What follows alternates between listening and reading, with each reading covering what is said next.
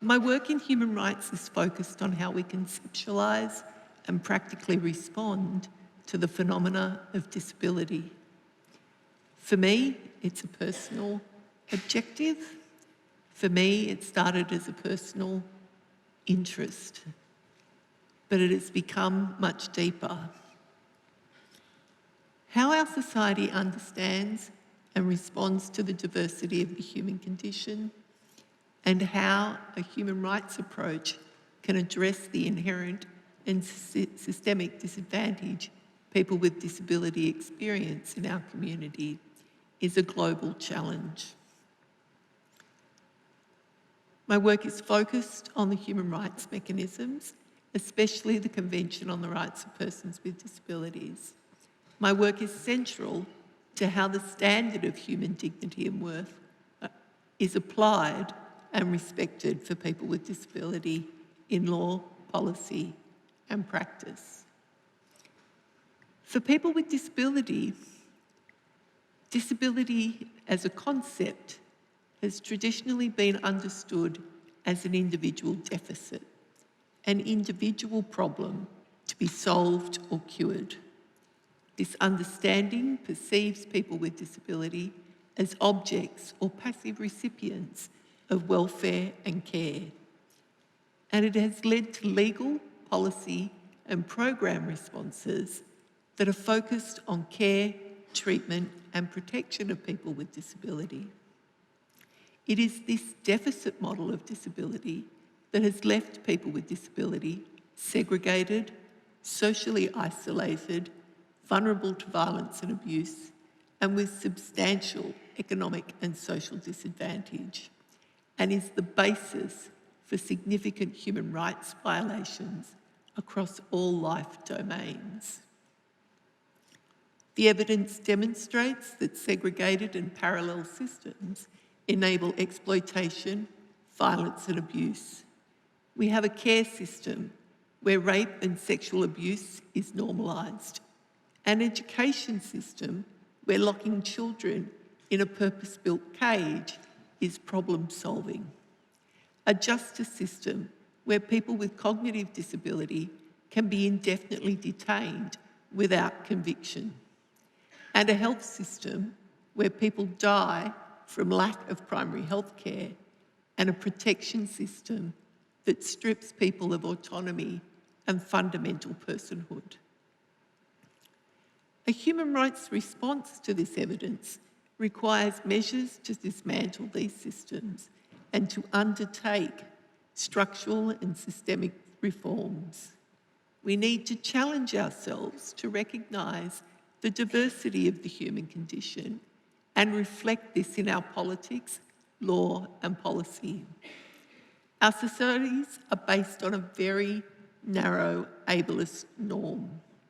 As impairment sits further and further away from this able norm, the greater the barriers to inclusion and participation. There is a point where the impairment is labelled disability. It is this dynamic interaction of impairment with social structures that creates the phenomena of disability. No human has the complete repertoire of abilities suitable for all permutations of the physical and social environment. We are all relatively limited in some way, at some time. It is the characterisation and treatment of particular permutations of the human condition as disabilities that constitutes somebody as a person with a disability. It is the perception and labelling of traits that do not sit comfortably within dominant social relationships, regardless of whether those traits would be irrelevant with different social arrangements that makes them matter.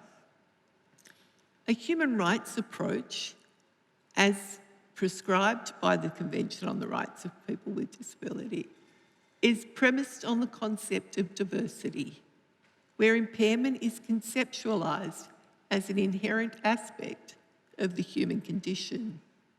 acknowledging that people with acknowledging that people are not defined by just one personal characteristic, that we all experience discrimination in a multiplicity of ways.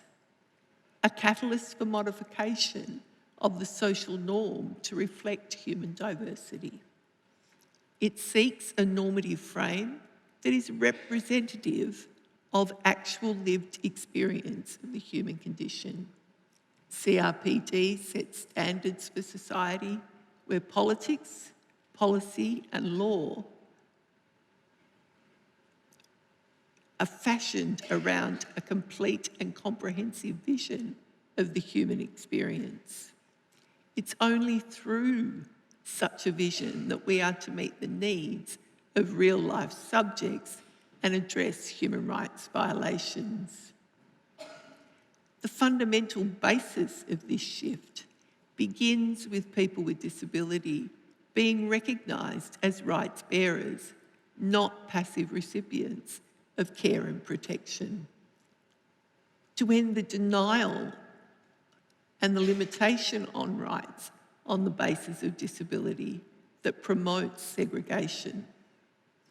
This requires legal, policy and program responses to focus on inclusion, the elimination of discrimination and the removal of all barriers to the full participation in all aspects of our society. To achieve this, we need to ensure our public discourse, our research and our planning is responsive to and reflective of human diversity. It is only through ending the segregation and parallel systems in relation to education, employment and housing that people with disability can be an integral part on an equal basis, an integral part of society on an equal basis with others. Thank you.